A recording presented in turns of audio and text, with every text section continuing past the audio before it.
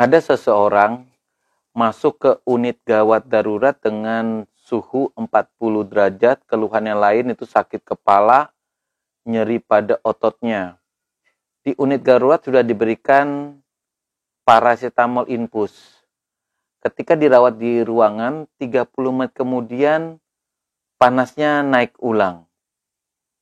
Dan ini sering terjadi.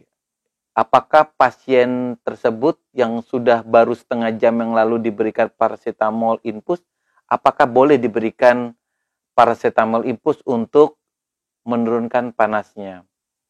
Ada juga seseorang yang sudah panas 30 derajat Celcius berlangsung kurang lebih 3 minggu, didiagnosa oleh seorang dokter dengan demam tifoid karena widalnya, kemudian panasnya selama 3 minggu juga tidak mengalami penurunan.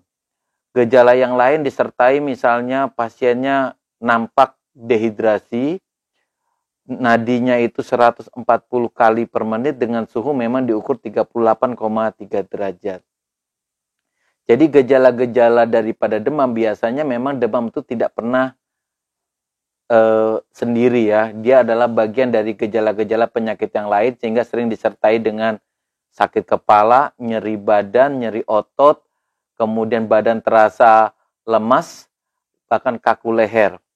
Nah, demam yang bagaimana yang kita anggap cukup berbahaya sehingga harus segera dibawa ke rumah sakit adalah jika demam itu disertai dengan kekakuan pada leher, kemudian muntah-muntah yang tidak berhenti, disertai juga misalnya ada tanda-tanda ruam merah ya pada badannya, apalagi disertai dengan jumlah air kencing baik jumlahnya maupun frekuensinya sudah menurun.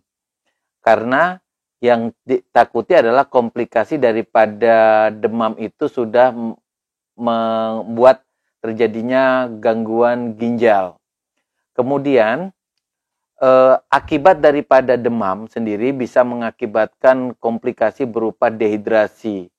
Dehidrasi itu adalah penguapan daripada akibat demam begitu besar sehingga volume darah kita berkurang. Hingga akibat-akibat dehidrasi itu bisa terjadi. Termasuk adalah jumlah frekuensi daripada air kencingnya menurun. Komplikasi lain adalah bisa timbul gangguan kesadaran berupa delirium atau halusinasi sehingga pasien yang nampak panas ya. Panas itu kadang-kadang mengalami gangguan seperti mimpi buruk, mimpi berjalan, kemudian bisa disertai dengan nampak adanya seperti sekelilingnya itu berputar ya, berputar atau dinding dari rumahnya seperti rebah yang nampaknya pasiennya seperti kehilangan kesadaran. Nah, komplikasi ini biasanya terjadi karena demam tersebut karena misalnya efek daripada imunisasi atau juga bisa juga karena infeksi bakteri atau virus. Kemudian komplikasi yang lain adalah timbulnya kejang ya. Kejang demam biasanya disebabkan karena panas yang begitu tinggi mengganggu daripada enzim di otak ya. Karena panas badan biasanya disertai dengan panas seluruh organ tubuh termasuk di daerah otak. Nah, demam sendiri merupakan mekanisme tubuh untuk melawan daripada infeksi baik virus, bakteri, jamur. Jadi, demam itu adalah proses imun tubuh kita untuk melawan adanya benda-benda asing di dalam tubuh kita. Dan demam sendiri sebenarnya adalah mekanisme tubuh untuk di samping dia melawan infeksi juga adalah respon tubuh terhadap imunisasi. Efek obat tertentu juga bisa menimbulkan gangguan demam. Ya, bagian dari misalnya tanda-tanda peradangan seperti seseorang yang mengalami misalnya radang sendi, radang pada saluran tenggorokan itu juga bisa menimbulkan panas. Kemudian seseorang yang mengalami kelebihan daripada hormon tiroksin seperti hipertiroid itu juga bisa mengakibatkan demam. Di samping juga adanya tanda misalnya demam akibat kanker ya.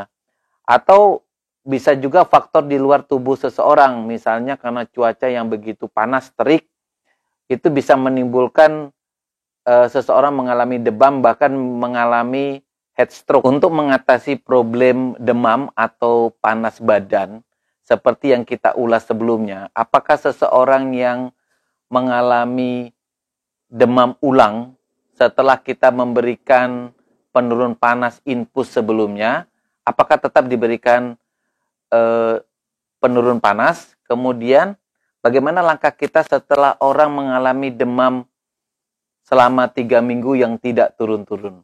Pertama, jika kita menghadapi problem demam, yang kita hadapi adalah pertama, istirahat yang cukup. Kemudian kenakan pakaian yang tipis, berikan udara yang sejuk, minum yang secukupnya, ya, minum yang secukupnya, kompres dengan air hangat. Kemudian jangan lupa pemberian paracetamol. Ya, paracetamol itu ada dosis pemakaiannya. Pertama, kalau kita menggunakan tablet kan ada sediaan 500 sama 650. Itu bisa digunakan setiap 4 sampai 6 jam jika memang panasnya masih berulang. Jika kita menggunakan paracetamol infus yang 1000 mg, maka kita bisa mengulangnya setiap 6 sampai 8 jam. Kelebihan dari dosis paracetamol bisa merusak atau menimbulkan gangguan pada hati. Ada juga sediaan lain, misalnya dalam bentuk subsutoria dan dalam bentuk sirup, dalam bentuk drop. Kemudian, jangan lupa jika panas berlanjut, harus dicari apa yang menjadi sebab daripada demamnya. Misalnya dengan pemberian antibiotik, anti jamur, antivirus, jika memang sebabnya disebabkan oleh bakteri, jamur, ataupun virus. Nah, demam yang berulang-ulang naik turun biasanya mengarah kepada demam-demam yang secara umum itu bisa malaria, demam berdarah, maupun demam tifoid. Kemudian demam yang cukup lama biasanya sih demamnya mengarah ke penyakit-penyakit seperti tuberkulosis, hipertiroid, maupun penyebab seperti penyakit-penyakit autoimun dan juga bisa disebabkan oleh cancer. Jadi kalau demamnya begitu panjang dan tidak ada penurunan, harusnya seorang dokter itu mencari penyebab-penyebab yang biasanya terjadi karena seperti tuberkulosis melalui apa? Melalui pemeriksaan-pemeriksaan yang seperti foto ronsen, CT scan, pemeriksaan darah yang lebih lanjut seperti pemeriksaan hapusan darah tepi. Demikian rekan-rekan topik kita tentang bagaimana jika kita menghadapi demam yang tinggi dan bagaimana jika demamnya itu terlalu lama atau misalnya lebih dari 2 minggu. Demikian, jangan lupa subscribe, like, dan berikan komentar.